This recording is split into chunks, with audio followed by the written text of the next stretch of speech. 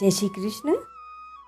तस्मात् प्रणम्य प्रणिधाय कायं प्रसादये त्वामहमीश्मिडयम्।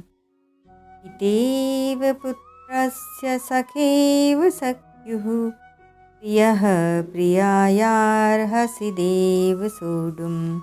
अध्याय 11 श्लोक 44 व्याख्या। आप अनंत ब्रह्मांडों के ईश्वर हैं, इसीलिए सबके द्वारा स्तुति करने योग्य आप ही हैं। आपके गुण, प्रभाव, महत्व आदि अनंत हैं। अतः ऋषि, महर्षि, देवता, महापुरुष आपकी नित्य निरंतर स्तुति करते रहे हैं, वो भी पार नहीं पा सकते। ऐसे स्तुति करने योग्य आपकी मैं क्या स्तुति कर सकता हूँ। मेरे में आपकी स्तुति करने का बल नहीं है, सामर्थ्य नहीं है। इसलिए मैं तो केवल आपके चरणों में लंबा पड़कर दंडवत प्रणाम ही कर सकता हूँ और इसी से आपको प्रसन्न करना चाहता हूँ। किसी का अपमान होता है, उसमें मुख्य 3 कारण होते हैं। पहला प्रमाद, सावधानी से। दूसरा हंसी दिल्लगी, विनोद में ख्याल न रहने से। और तीसरा अपनेपन की घनिष्ठता होने पर अपने साथ रहने वाले का महत्व न जानने से। जैसे गोदी में बैठा हुआ छोटा बच्चा अज्ञानवश पिता की दाढ़ी मूछ खींचता है, मुंह पर थप्पड़ लगाता है, कभी कहीं लात मार देता है, तो बच्चे की ऐसी चेष्टा देखकर पिता राजी ही होते हैं, प्रसन्न ही होते हैं। वे अपने में यह भाव लाते ही नहीं कि पुत्र मेरा अपमान कर रहा है।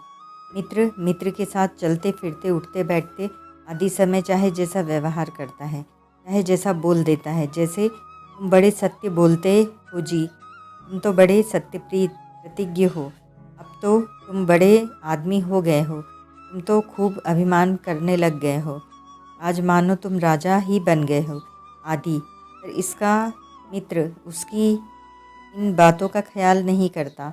वह तो यही समझता है कि हम बराबरी के मित्र हैं। ऐसी हंसी दिल्लगी तो होती ही रहती है। पत्नी के द्वारा आपस में प्रेम के कारण उठने बैठने, बातचीत करने आदि में पति की जो कुछ अवहेलना होती है उसे पति सह लेता है।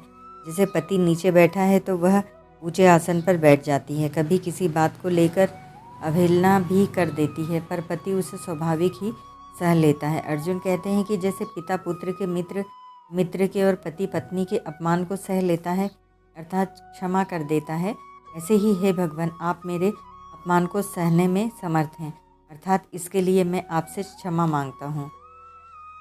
41वें श्लोक में अर्जुन ने 3 बातें कही थी। प्रमादात, प्रमाद से, अवहासार्थम, हंसी दिल्लगी से, और प्रणमेयेन, प्रेम से। उन्हीं 3 बातों का संकेत अर्जुन ने यहाँ 3 दृष्टांत देकर किया है। अर्थात प्रमाद के लिए पिता पुत्र का, हंसी दिल्लगी के लिए मित्र मित्र का और प्रेम के लिए पति पत्नी का दृष्टांत दिया है। 11वें अध्याय में 11 रसों का वर्णन।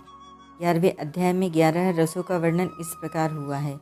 देव रूप का वर्णन होने से शांत रस 15वें से 18वें श्लोक तक, स्वर्ग से पृथ्वी तक और 10 दिशाओं में व्याप्त विराट रूप का वर्णन होने से अद्भुत रस 20वां श्लोक, अपनी जीहा से सबका रसन कर रहे हैं और सबका संहार करने के लिए काल रूप से प्रवृत्त हुए हैं, ऐसा रूप धारण किए होने से रौद्र रस। 30वां और 32वां श्लोक, भयंकर विकराल मुख और दाढ़ों वाला रूप होने से विभत्स रस। 23वें से 25वें श्लोक तक, तुम युद्ध के लिए खड़े हो जाओ, इस रूप में वीर रस। 33वां श्लोक, लंबे पढ़कर दंडवत प्रणाम आदि करने से दास्य रस। 44वें श्लोक का पूर्वार्ध, मुख्य मुख्य योद्धाओं को तथा अन्य राजाओं को भगवान के मुख में जाते हुए देखने से करुण रस। 28वां, 19वां, 29वां श्लोक, दृष्टांत से मित्र मित्र के, पिता पुत्र के और पति पत्नी के अपमान को सह लेता है। इस रूप में क्रमशः संख्य रस, वात्सल्य रस और माधुर्य रस का वर्णन हुआ है। 44वें श्लोक का उत्तरार्ध और हंसी आदि की स्मृति रूप से हास्य रस का वर्णन हुआ है। 42वें श्लोक का पूर्वार्ध। ओम तत्सत।